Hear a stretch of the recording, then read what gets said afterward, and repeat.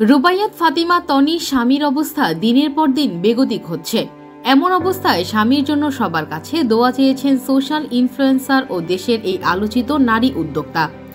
ব্যাংককে চিকিৎসাধীন তার অসুস্থ স্বামী যেন আবারও সুস্থতা ফিরে পান, সে আশা নিয়ে সামাজিক যোগাযোগ মাধ্যমে তার এই আবেগঘন পোস্ট। সামাজিক যোগাযোগ মাধ্যমে ঠোঁটকাটা স্বভাবের নারী হিসেবে বেশ পরিচিতি আছে রুবাইয়াত ফাতিমা তনির। বিশেষ করে ফেসবুকে তিনি অধিকাংশ সময় সরব থাকেন পোশাকের ব্যবসা নিয়ে। কিন্তু কিছুদিন ধরে সময়টা খারাপ যাচ্ছে এই উদ্যোক্তার। তার চক্ষুগোচর হয় তার সাম্প্রতিক কিছু পোস্ট দেখে। সাম্প্রতিক সময়ে আর আনন্দে ঘুরে বেড়ানো নয়, তনির ফেসবুক পাতায় দেখা মিলে শুধুই হাহাকার।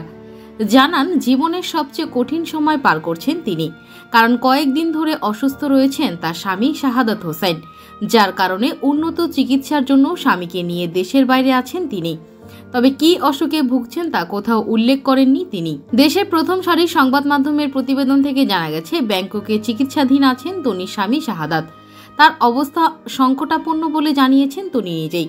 গত 14 নভেম্বর বৃহস্পতিবার তার ফেসবুকে দেওয়া এক পোস্টে তিনি লিখেন, সবাই আমার স্বামীর জন্য দোয়া করুন, তার অবস্থা সংকটাপন্ন। তনি সেই পোস্টে অনেকেই তাকে সমবেদনা জানিয়েছেন। নায়িকা নিপুণও তার সেই পোস্ট শেয়ার করে সবার কাছে দোয়া চেয়েছেন। স্বামীকে নিয়ে এর আগেও সরব হতে হয়েছিল তনিকে। অক্টোবর মাসে সামাজিক যোগাযোগ মাধ্যমগুলোতে হঠাৎ করে একটি খবর ছড়িয়ে পড়ে, যার শিরোনাম ছিল তনির বুড়ো স্বামী আর পৃথিবীতে নেই।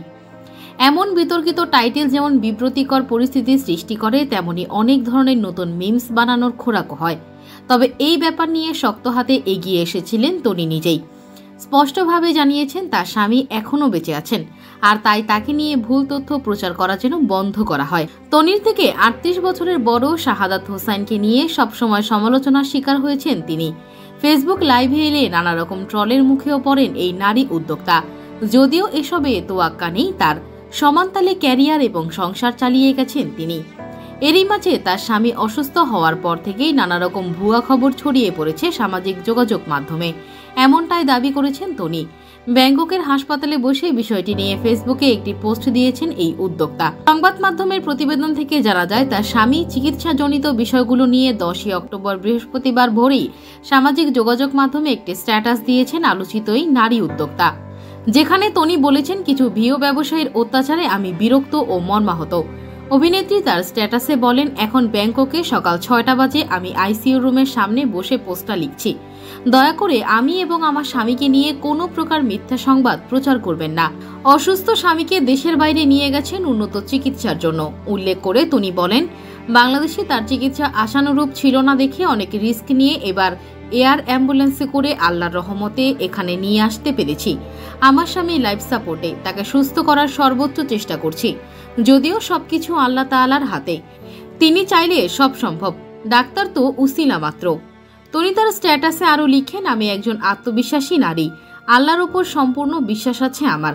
যুদ্ধ করে আমি অভ্যস্ত, তবে এটা জীবনের সবচেয়ে কঠিন যুদ্ধ।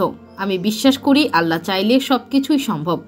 প্রসঙ্গত, শাহাদাত হোসেন তনির দ্বিতীয় স্বামী। প্রথম স্বামীর সঙ্গে বনিবনা না হওয়ায় বিচ্ছেদের পথে হাঁটেন তিনি। এরপর ভালোবেসে বিয়ে করেন শাহাদাতকে।